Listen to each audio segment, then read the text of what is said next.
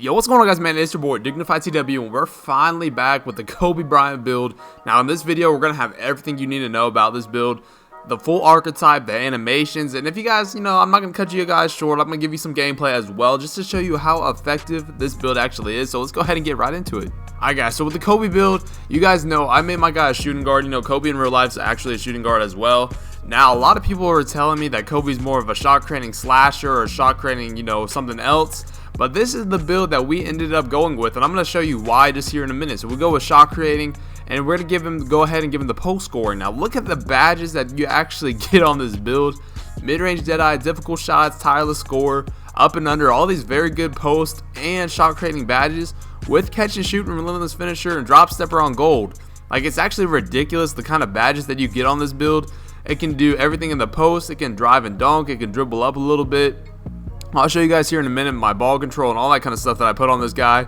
Another couple big badges here that are even bronze, dimer, and limitless range. So you have to respect him on the pass, you got to respect him on the shot, you got to respect him in all aspects of the game, which really makes this build a ton of fun. Alright guys, so for the Kobe Bryant build that I have, I ended up going 6'6". Now you can see the driving dunk goes down just a little bit, not too much, but when you're 6'6", you're going to get more driving dunk animations anyway. You see my standing dunks going up a ton, which is huge, especially like on backdoor cuts. If you're there, you're not laying the ball up, you're going to be dunking it.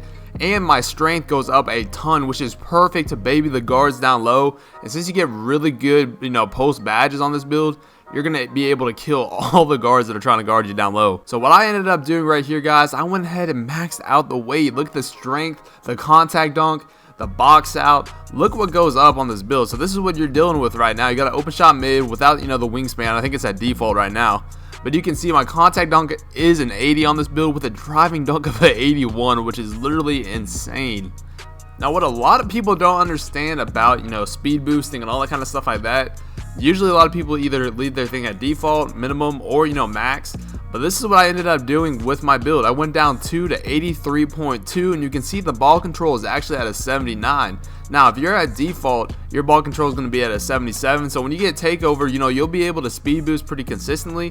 But a lot of people don't know, if you miss like a shot, even with takeover, your attributes are going to drop. So like if you get a shot, you miss a shot with takeover, your attributes might drop to the point where you cannot speed boost. So if you make your guy, 2 ticks down from default, you'll have 79 ball control. With a plus 10, you'll have an 89. So that gives you a lot more flexibility. You can see the driving dunk and the contact dunk actually stay the same, but your mid-range shot goes up a ton, which is going to help you in the long run.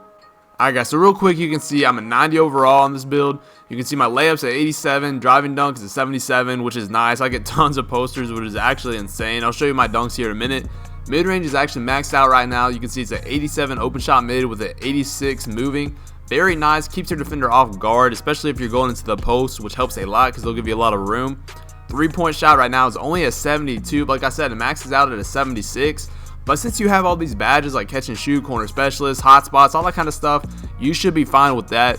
Right now, ball control only at a 75. Next upgrade, I believe it will go up to a 77, I think. So I'll be able to speed boost after my next ball handling upgrade, which just makes this build even crazier. Post offense, 83. It's consistent enough where I'm hitting fadeaways and hop shots and all that kind of stuff just because of the badges that I have, like difficult shots on Hall of Fame and tireless scorer on Hall of Fame, which is actually pretty insane.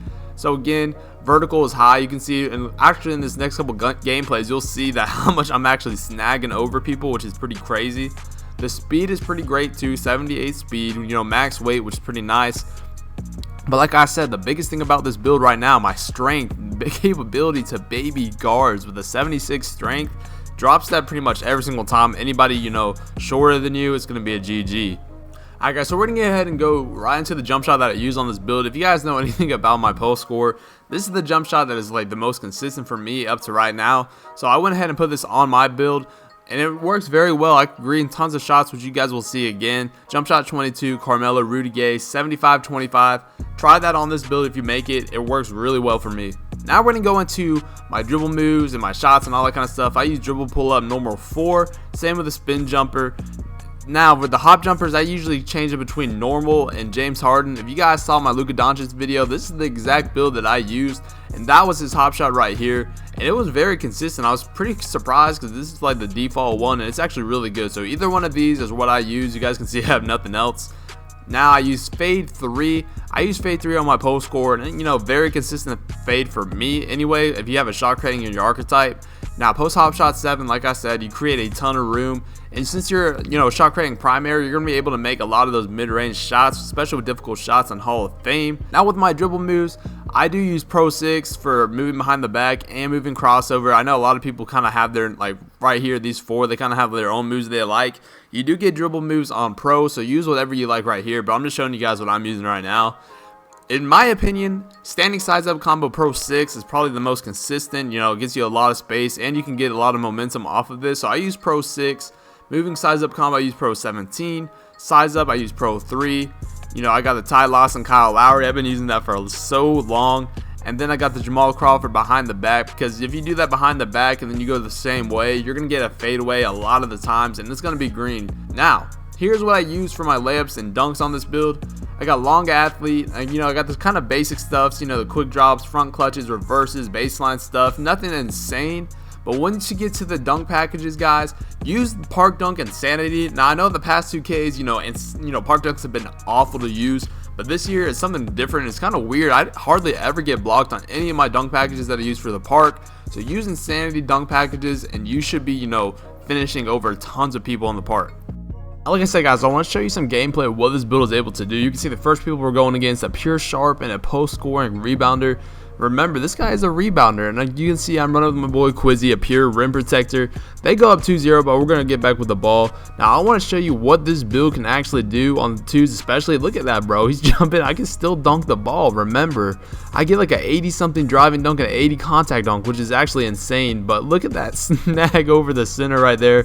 I'm hitting Quizzy with my dimer, which is huge on this build, so you know he's going to green that shot right there, man. This build can do so much on the 2s and the 3s. Like, the way that they can like open up space and still go into the post is actually crazy. But watch how many ankle breakers I actually get this possession to, or this gameplay. I can break ankles, I can catch and shoot, I can dribble, I can dunk, I can post. It's crazy what you're able to do. But you can see this guy's trying to bait it every single time. He's too late. I'm still tired. I do get tired of score on Hall of Fame as well, so a lot of those tired shots I'm actually going to be able to make. But look at that snatchback, going right back into the post, step back again. They're leaving Quizzy wide open, but you can see I hit him again with dimer.